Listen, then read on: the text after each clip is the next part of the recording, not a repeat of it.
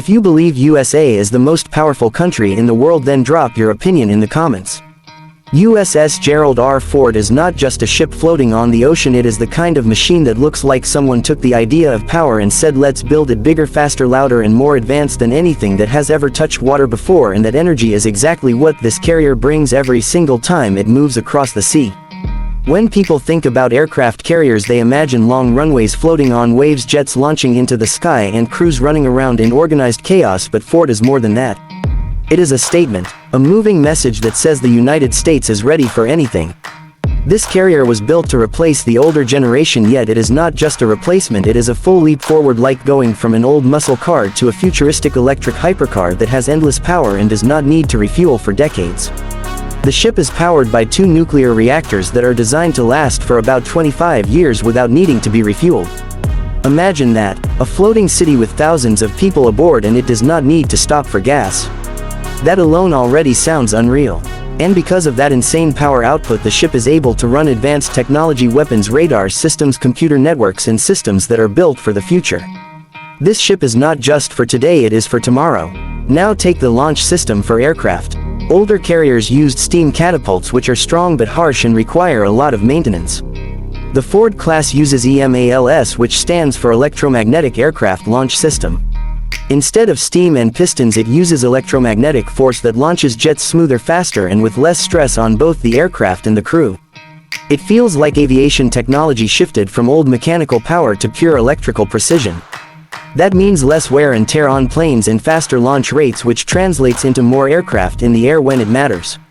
And when jets return to land aboard the ship, the arresting gear on Ford is also updated. The advanced arresting gear system uses electric motors instead of hydraulic force, which offers more control and makes landing safer. Everything here is about efficiency and smart engineering. The ship also has a redesigned island structure. The island is the tower on top of the deck where radar and navigation and control operations happen. On Ford, it is positioned slightly farther back, giving more room on the flight deck. More space means more aircraft can be moved and launched and parked more smoothly. This helps the crew maintain a higher tempo during operations, which is a fancy way of saying they can send more jets into the sky in less time. And when you are talking about global power projection, speed equals power. The flight deck itself can support around 75 aircraft depending on mission configurations.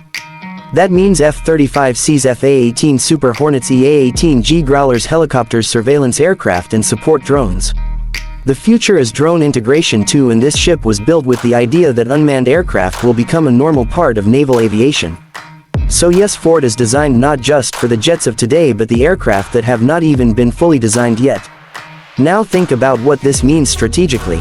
When the United States wants to show presence somewhere around the world, it does not need to ask anyone for permission. It just sails. And when Ford sails into an area, anyone watching knows that the sky above, the water below and the environment around is now heavily influenced by the United States.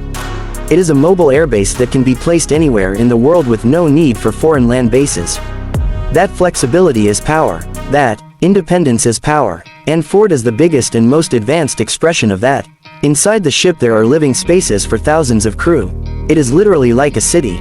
It has kitchens, sleeping quarters, medical facilities, gyms, workstations, command centers and thousands of small systems that keep everything operating. Life on board is tough, structured, disciplined and focused.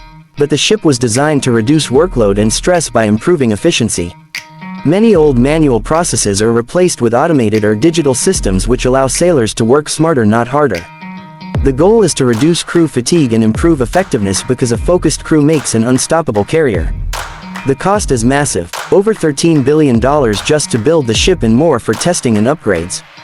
Some people look at that number and say that is too expensive. But others will say, when you are the nation that leads the global ocean lanes, your navy must be unmatched.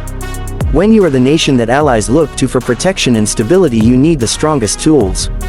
And when you are the nation that stands ready to respond to crisis anywhere, anytime, you build a ship like Gerald R Ford. This ship can be used for humanitarian missions too. It can deliver relief supplies, deliver medical aid and support rescue operations. But when the world is tense and conflict rises, the same ship can shift into full strike power mode. That dual-purpose capability is exactly why carriers are still relevant in modern warfare. They are flexible, they move, they are hard to target, and they shape the environment around them. The USS Gerald R Ford also represents a cultural idea. The idea that the United States invests not only in weapons but in long-term strategic capability. The ship carries the name of a former president, but it also carries the identity of a nation that has always believed in innovation and military readiness. When this carrier sails, everyone pays attention. Allies feel confident. Rivals get quiet. There is also something intimidating about the size alone. The deck is so massive that standing on it feels like standing on the roof of a fortress. The sea around looks endless, yet the ship sits like it owns the ocean. The air operations sound like a constant thunder. The engines hidden deep inside hum with this steady, unstoppable energy. The sailors move with practiced speed. Every part of the ship has a role.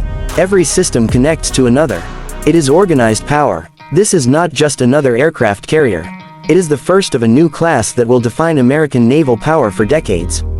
It sets a standard, and like every major evolution in military history, there will be critics and supporters, but once the ship is fully integrated into operations, its real influence will be felt across oceans. Whenever someone asks why nations still fear the United States military, this ship is part of that answer.